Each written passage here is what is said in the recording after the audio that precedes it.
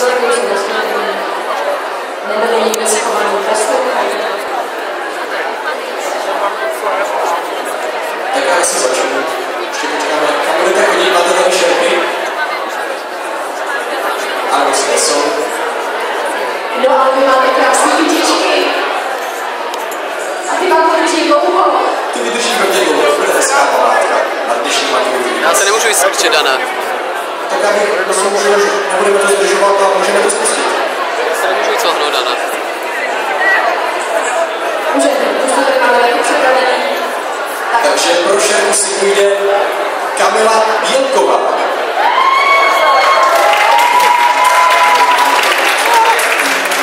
A ty půjde až do... A já mám poslední, čím by Kamička chtěla být v příštím životě. Chceš to vidět? Jo. Boháček. Boháček, jo. Boháček, no. Tak třeba si to povedejte. Třeba jo.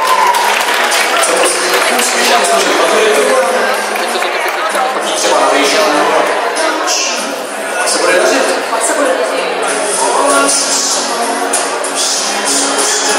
A ještě prozradím, že její ksicht je ultrazvuk.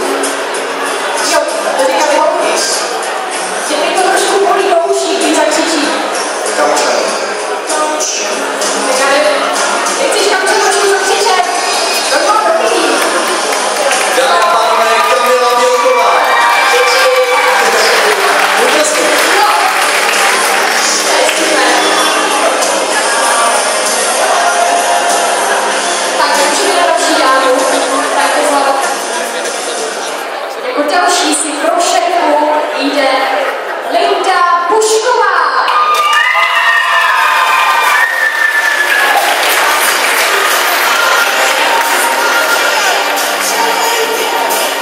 Necítí Linduš a Linduš chce být v příštím životě sám sebou. Ona je totiž spokojená se svým životem úplně naprosto. To je krásný. Takhle to ukažte to. Linduš, krásný, unikatý, zelený šatek.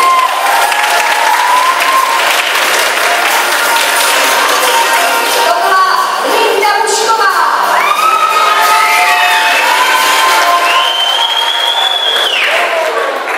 Máme ticho tak jasné, že pro šerpu si půjde, dámy a pánové, Kamila Filipová.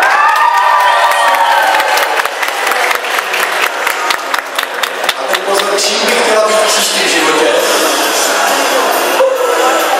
Čokoládou. Čokoládou. Dobrá čokoládou. To je zvláštní.